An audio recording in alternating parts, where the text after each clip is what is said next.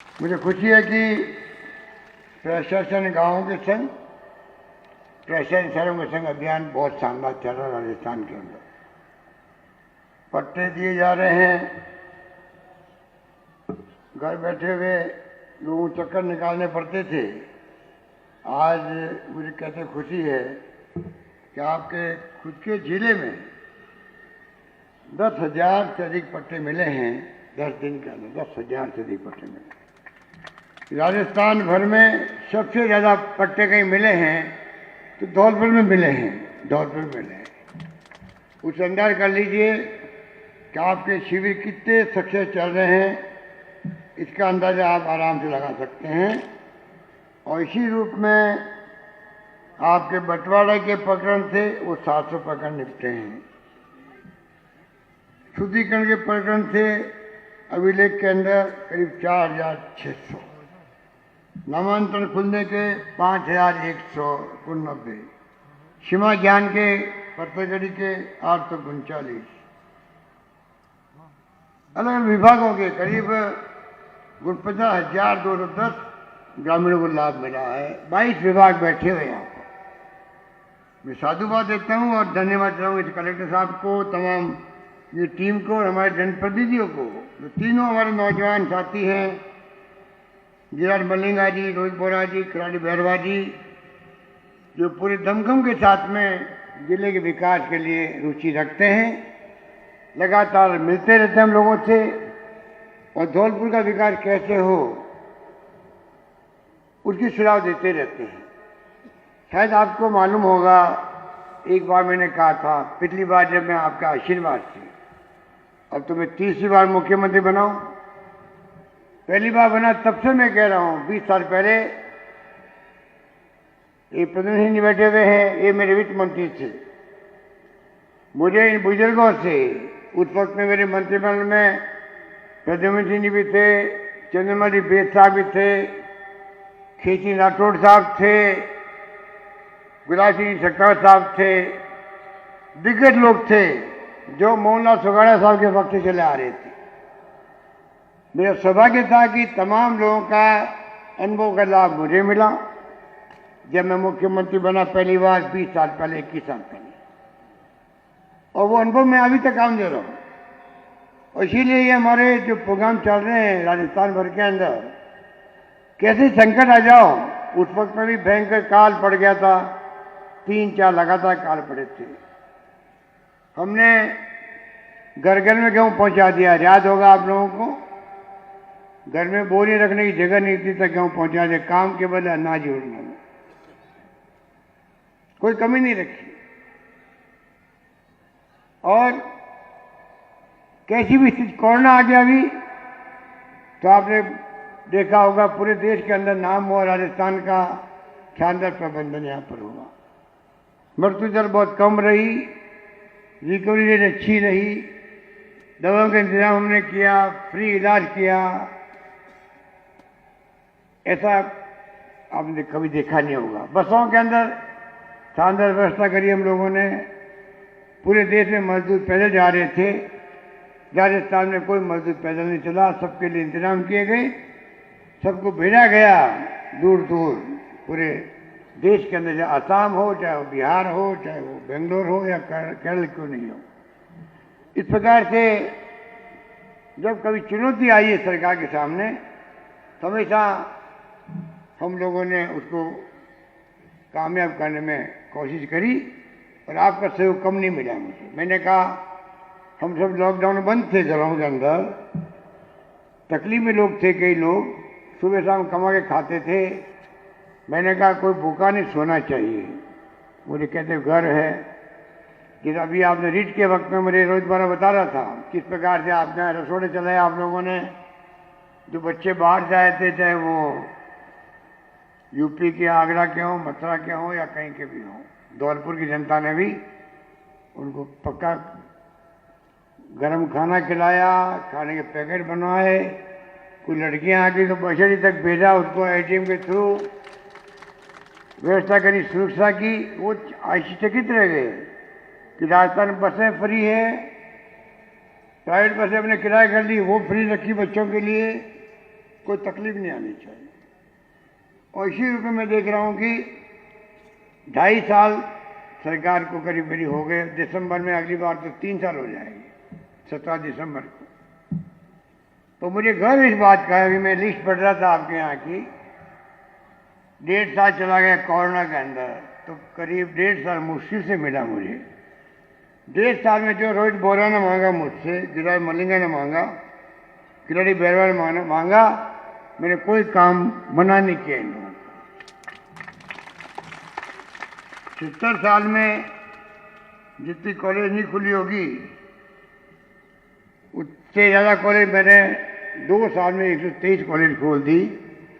उसमें 33 लड़कियों की कॉलेज खोली, लड़कियों की कॉलेज खोली राजस्थान के अंदर। और मैंने घोषणा कर दी है, राजस्थान में जहाँ स्कूलों में 500 बच्चियाँ होगी, 500 बच्चियाँ होगी, उस स्कूल को कॉलेज बना दिया जाएगा।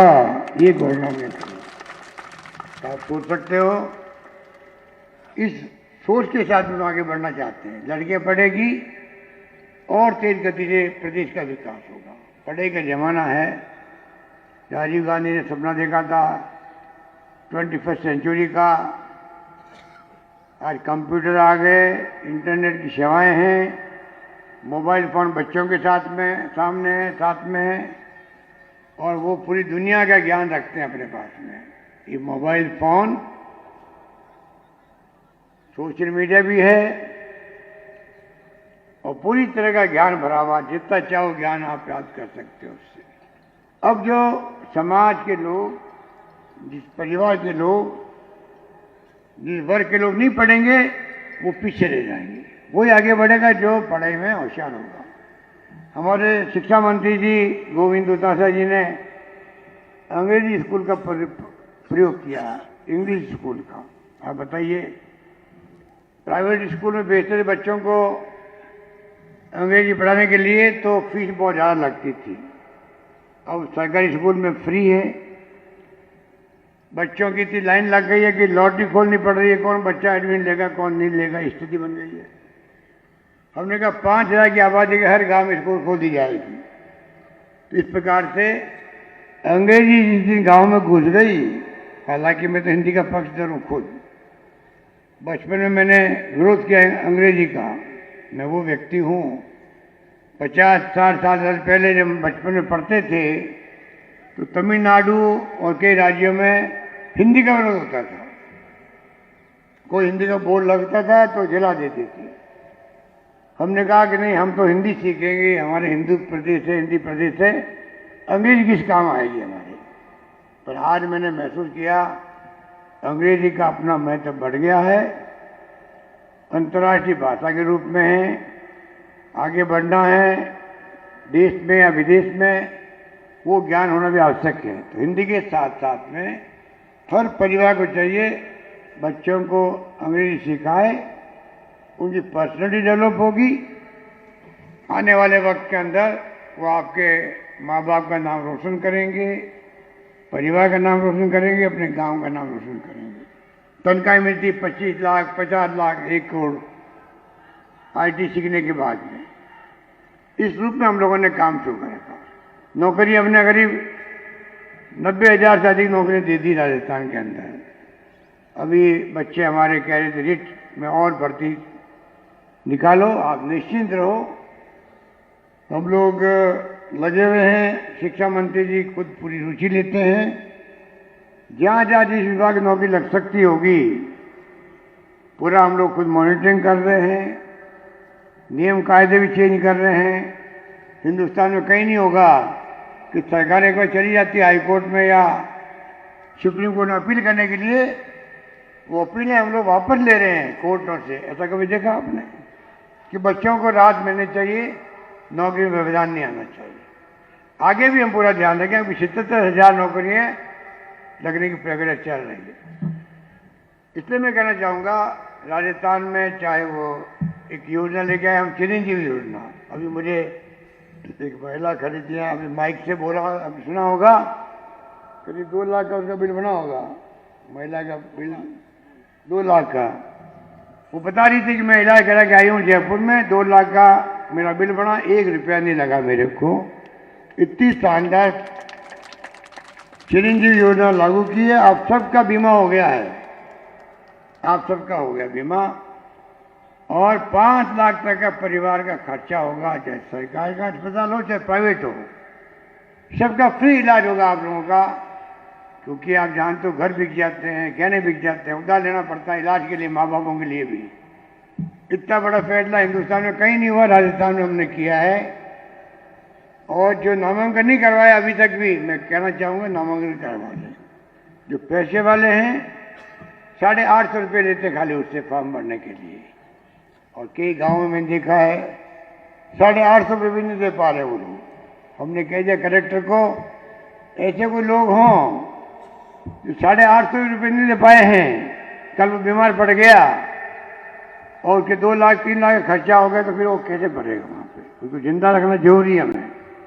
तो हमने कहा कलेक्टर साहब को, ऐसे लोग जो 850 नहीं भर सकते हैं उनकी लिस्ट बना लो, अपने की ले लो, उसकी व्यवस्था या तो कलेक्टर साहब खुद ही अपने जिले में दानदाताओं से, स्वयंसेवी संगठन से, एनजीओ से बात कर लेंगे कि आप मेरे पास भेज देंगे तो मैं इंतजाम करूंगा, पर एक आदमी भी बिना 5 लाख के बीमा का वंचित नहीं रहना चाहिए जिले में।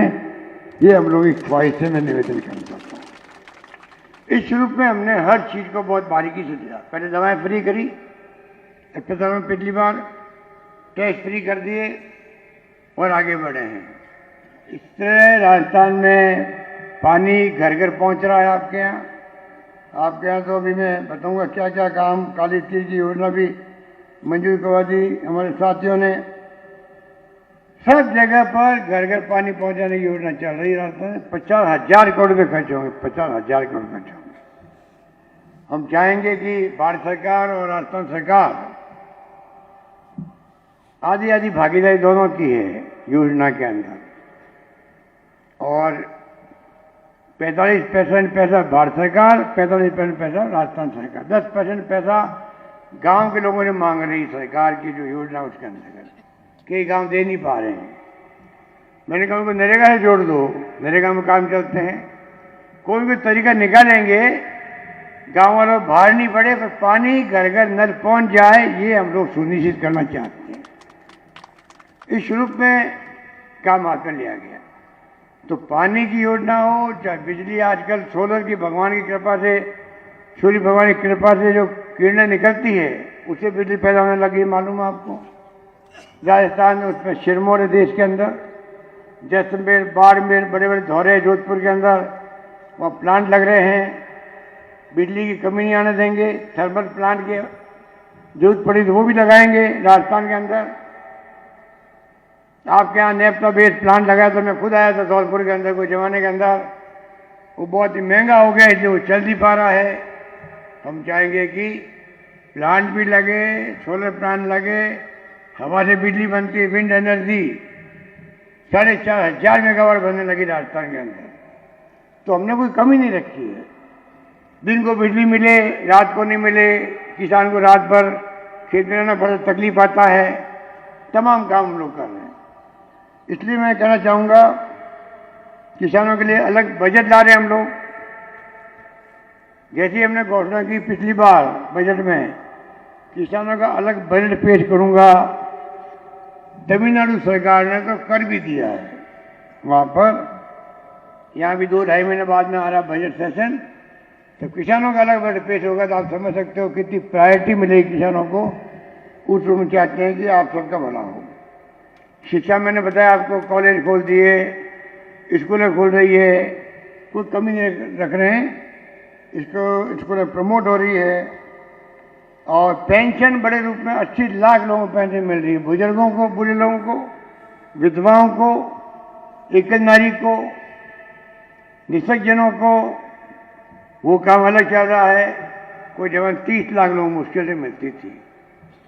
हमने सब शर्तें हटा दी। पहले बेटा बड़ा हो जाता था तो पेंशन मिल रही है माँ बाप को, वो बंद हो जाती थी, वो शर्त भी मैंने हटा दी। बेटा कितनी बड़ा हो तो माँ बाप को पेंशन मिलती जाएगी, मिलती जाएगी, मिलती जाएगी। इस रूप में हमने पेंशन के बड़े रूप में कर दिया है। चल रही है वो। पिछली बार सरकार थी तब हमने ये सब शर्तें हटाई थी। अभी आते ही हमने 500 750 कर दिया, 750 1000 रुपये कर दिए पेंशन के अंदर। तो सब जगह सोशल सिक्योरिटी का जमाना आ गया है। हम प्रधानमंत्री मोदी जी से मांग करना चाहते हैं, परसों सुप्रीम कोर्ट ने भी कहा ये बात,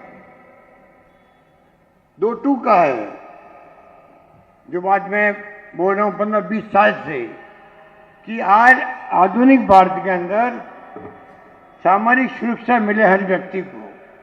अगर कोई मजदूर भी है, देश के निर्माण में उसका भी हाथ है बहुत बड़ा। खाली मशीनों से बिल्डिंग नहीं बनती है। अभी नया लोकसभा का भवन बना रहे हैं मोदी जी, हिंदुस्तान भर में बिल्डिंगें बनती है, तो खाली मशीनें बना सकती है क्या? जब तक मनुष्य है मजदूर, उसका हाथ नहीं लगेगा तब तक कोई बिल्डिंग खड़ी नहीं हो सकती। इसका मतलब मजदूर बूढ़ा हो गया है, वो मजदूरी करने लायक नहीं रहा है, सही साथ नहीं दे रहा है, तो सर की जिम्मेवारी, सरकार की जिम्मेवारी है उसको सामाजिक सुरक्षा मिले, घर बैठे पैसा मिले और जीवन यापन कर सके। अभी सुप्रीम कोर्ट ने परसों कहा, और 2 का है उनके अटॉर्नी जनरल को, हम कुछ नहीं सुनना चाहते हैं, हिंदुस्तान में एक व्यक्ति भूखा नहीं सोना चाहिए। उसके लिए आप क्या करो बताओ। और उनका आदेश दिया है कि आप राज्य सरकार से बात करो, सब मिलकर के कैसे रसोई चल सकती है भूखों के लिए, क्या व्यवस्था हो सकती है, किस प्रकार व्यवस्था हो सकती है। तो मैं मोदी जी को कहना चाहूँगा आपके माध्यम से कि वक्त बदल गया है। आप पूरे देशवासियों को, जो विकसित राष्ट्र में होता है, अमेरिका में, इंग्लैंड में, जर्मनी में, जापान में, आप हर परिवार को सोशल सिक्योरिटी मिले, कोई आदमी तकलीफ नहीं पाए, रोटी कपड़ा मकान की तो बात सही है, इतनी स्कीम बनती है, मकानों की अलग बनती है, आवास योजना बनती है। रोटी कपड़ा मकान की व्यवस्था सुनिश्चित हो व्यक्ति की, गरीब आदमी की भी, और जो रोजगार कमाता अच्छा वो लेगा भी नहीं आपसे, व्यापारी लेगा नहीं, उद्योगपति लेगा नहीं आपसे, जिसके पास पैसा वो क्यों लेगा। तो आपकी योजना होनी चाहिए, कोई भूखा नहीं रहे। और मुझे अच्छा लगा कि सुप्रीम कोर्ट ने ये आदेश जारी किया। इसलिए मैं कहना चाहूँगा कि बातें करने को बहुत सारी है, परंतु जो आपकी योजना है पूरी राजस्थान की 13 जिले की, उसमें धौलपुर भी आता है, करौली भी आता है, माधोपुर भी आता है, भरतपुर भी आता है, अलवर भी आता है। पानी मध्य प्रदेश और राजस्थान की नहरें चलती है, पूरी राजस्थान की ईस्टर्न कैनाल की योजना जो वसुंधरा जी के वक्त बनी थी, उसको आगे बढ़ाना चाहते हैं। प्रधानमंत्री जी कह के गए जयपुर में, अजमेर में हमारी सरकार दोबारा बनेगी तो हम इसको राष्ट्रीय परियोजना घोषित करेंगे। मैं उनको पूछना चाहता हूँ, 2.5 साल निकल गए, आपको भी 3 साल निकल गए, आप उसको राष्ट्रीय परियोजना घोषित क्यों नहीं कर रहे हो? क्यों नहीं 90% पैसा देते हो आप पूरी योजना के लिए? 16 योजनाएं देश में चल रही है राष्ट्रीय परियोजना के रूप में। तो ये राजस्थान की 13 जिले की योजना है, पीने के पानी की संकट है सब जिलों के अंदर। उस योजना को आप क्यों नहीं हाथ में ले रहे हो और क्यों नहीं घोषणा कर रहे हो? ये हमारी मांग है। हम उनके दबाव दिए हुए हैं, लगातार पत्र लिखते रहते हैं, जब कभी वीडियो कॉन्फ्रेंसिंग होती है उठाते रहते हैं। और मैं समझता हूं कि प्रधानमंत्री कोई वादा करे देशवासियों के सामने, वो वादा लागू होना ही चाहिए, ये मेरा मानना है। इस रूप में सब काम कर रहे हैं। बाकी तो आपके देखिए, आपके यहाँ हवाई पट्टी 30 करोड़ की लागत से, पिछली बार जब मैं मुख्यमंत्री था तब मैंने ही 8, 10, 12 हवाई पट्टी मंजूर करी थी। आपके यहाँ बन चुकी है। मेडिकल कॉलेज 250 करोड़ की लागत से कार्य प्रगति पर है। इंजीनियरिंग कॉलेज 26 करोड़ की लागत से कार्य प्रगति पर है। काली सी योजना जो अभी घोषित की मैंने बजट के अंदर, पार्वती नदी में राम सागर बांध को भरा जाएगा, 799 मतलब 800 करोड़ की योजना है। ये तकनीकी स्वीकृति हो चुकी है, जारी डीपीआई बन चुकी है। इससे आप सरमतरा, बाड़ी, बसेड़ी सब जगह पर आपको पानी मिलेगा। उपखंड धौलपुर में, शेपू, कुल मिला के 483 गांव लाभान्वित होंगे।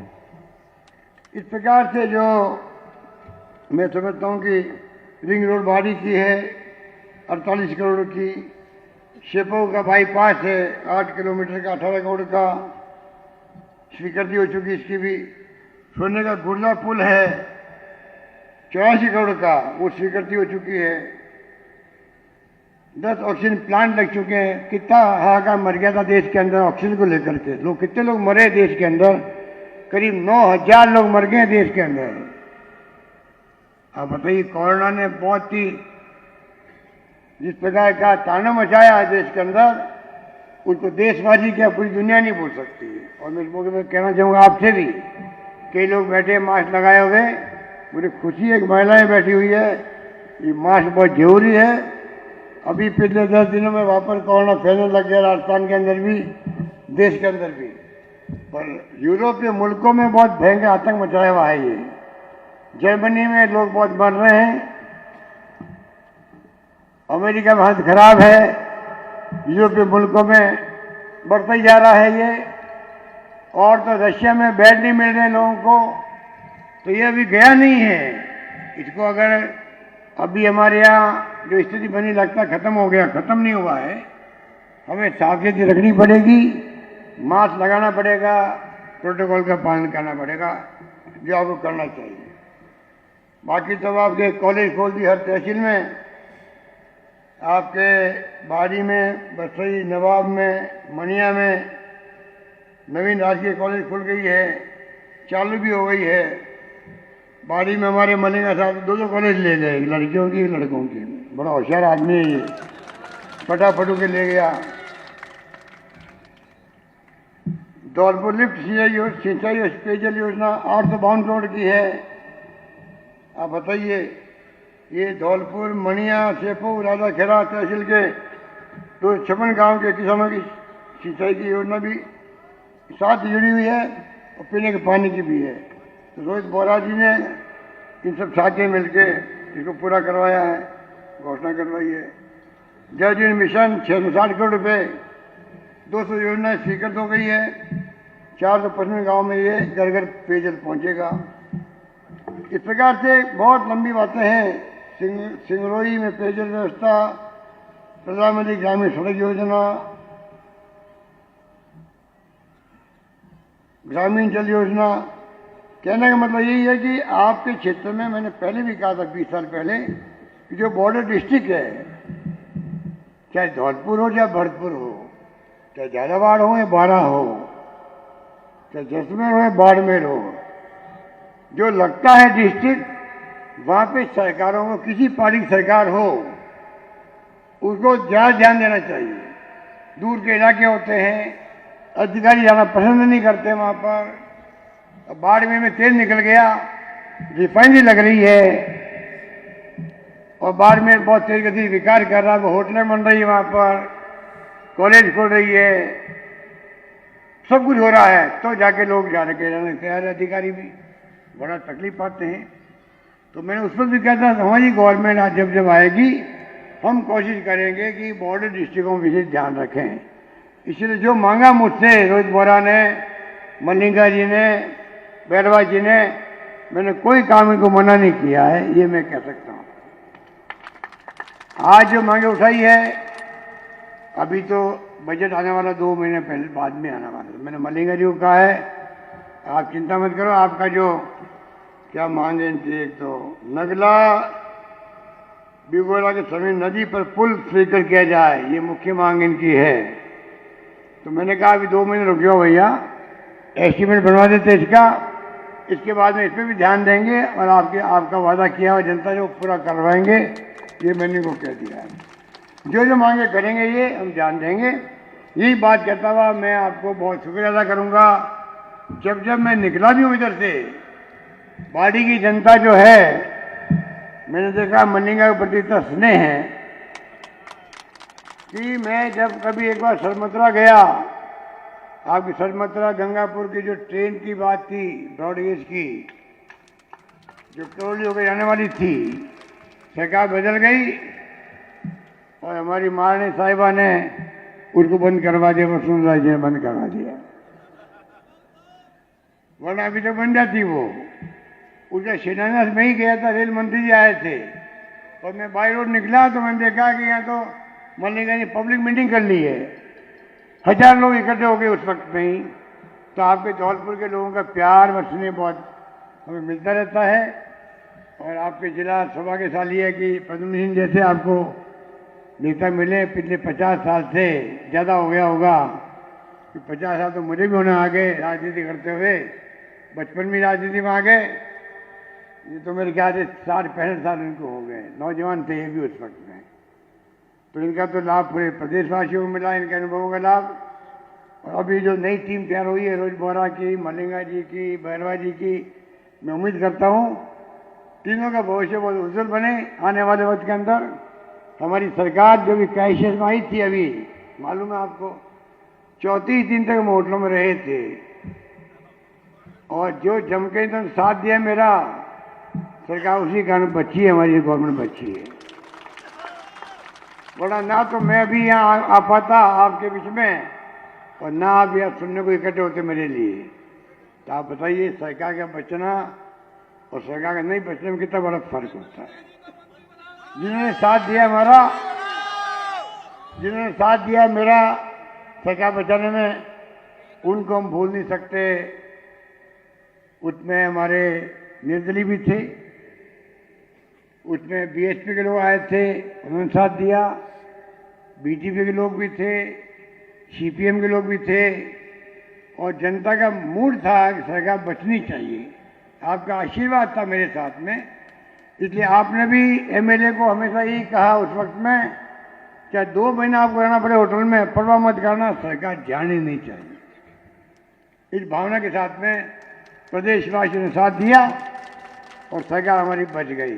और पूरे बीजेपी के मंसूबे थे, जो कर्नाटक की गवर्नमेंट गिरा दी उन्होंने, मध्य प्रदेश की गिरा दी, राजस्थान की उन्होंने पूरी कोशिश कर ली।